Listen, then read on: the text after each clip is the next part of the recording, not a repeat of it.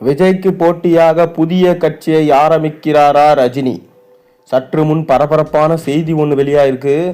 அதாவது தமிழ்நாட்டின் புதிய சமூக நீதித்துறை அமைச்சரா பொறுப்பேற்றிருக்கிற வன்னி அரசு சூப்பர் ஸ்டார் ரஜினிகாந்தை அவரது போயஸ் கார்டன் இல்லத்துல நேரில் சந்தித்து வாழ்த்து பெற்றார்.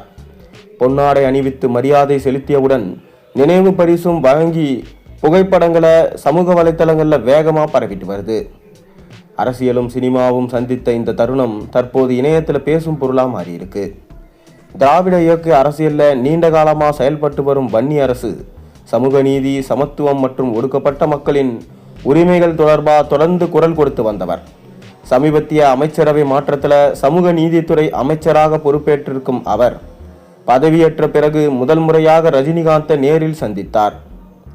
இந்த சந்திப்பு குறித்து தனது எக்ஸ் தள பக்கத்துல வன்னி அரசு என்ன சொல்லியிருக்காருன்னா, சமூக நீதித்துறை அமைச்சரா பதவியேற்றதும் சூப்பர் ஸ்டார் ரஜினிகாந்த் அவர்களை சந்தித்து வாழ்த்து பெற விரும்பினேன். இப்போது அதற்கான வாய்ப்பு கிடைச்சது. நிறைய மக்களுக்கு செய்யுங்கள், வாழ்த்துக்கள் என்று கூறி என்னை வாழ்த்தி அனுப்பியிருக்கிறார் என சொல்லியிருக்கிறார். மேலும் பகிரப்பட்டிருக்கிற புகைப்படங்கள்ல வன்னி அரசுக்கு ரஜினிகாந்த் பொன்னாடை அணிவிப்பதும் பின்னர் இருவரும் ஒன்றாக நினைவு பரிசை கையில் ஏந்தி சிரித்தபடி போஸ் கொடுப்பதும் இடம்பெற்றிருக்கு. இந்த புகைப்படங்கள் ரசிகர்களுக்கு பெரும் கேள்விகளை எழுப்பியிருக்கு. அதாவது ரஜினிகாந்த் மீண்டும் அரசியலுக்கு விஜய்க்கு போட்டியாக வருகிறாரா? புதிய கட்சியை மீண்டும் ஆரம்பிப்பாரா? ஏற்கனவே லதா ரஜினிகாந்த் அவர்கள் புதிய அரசியல் இயக்கம் ஒன்றை ஆரம்பித்திருந்தார். அதன் தொடர்ச்சிதான் ரஜினிகாந்த் அரசியலில் குதிக்கிறாரா என்ற பல கேள்விகளை ரசிகர்கள் மனதில் எழுப்பியுள்ளது. அதற்கான முழு விளக்கம் இன்னும் கிடைக்கவில்லை. இந்த சந்திப்பு முக்கியத்துவம் பெற இன்னொரு காரணமும் இருக்கு. ரஜினிகாந்த் தற்போது இயக்குனர் நெல்சன் திலீப்குமார் இயக்கியிருக்க ஜெயிலர் 2 படத்தின் வெளியீட்டுக்காக காத்திருக்கார். சன் பிக்சர்ஸ் தயாரிச்சிருக்கிற இந்த படம் வருகிற அக்டோபர் 15ஆம் தேதி உலகம் முழுவதும் திரையரங்குகளில் வெளியாகும் என அதிகாரப்பூர்வமாக அறிவிக்கப்பட்டிருக்கு.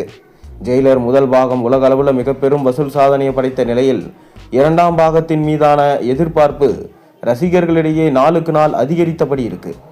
ரஜினிகாந்த், நெல்சன், அனிருத் கூட்டணி மீண்டும் இணைந்திருப்பதால படத்தின் ஒவ்வொரு அப்டேட்டுகளும் சமூக வலைத்தளங்களில் ட்ரெண்ட் ஆகிட்டு வருது.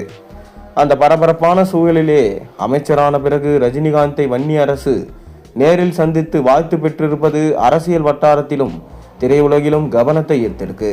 குறிப்பாக நிறைய மக்களுக்கு செய்யுங்கள் என்று ரஜினிகாந்தின் வாழ்த்து வாசகத்தை பலரும் சமூக வலைத்தளங்களில் பகிர்ந்து புதிய அமைச்சர்களுக்கு வாழ்த்துக்களை தெரிவிச்சிட்டு வராங்க. அதே நேரத்தில் விஜய் முதலமைச்சரான பின்னர் பல திரைப்பிரபலங்களும் அவரை சந்தித்து வாழ்த்தினாங்க. மேலும் கமல்ஹாசனோ முதலமைச்சர் விஜய் வீட்டிற்கு நேரடியாக சென்று வாழ்த்தி வந்தார்.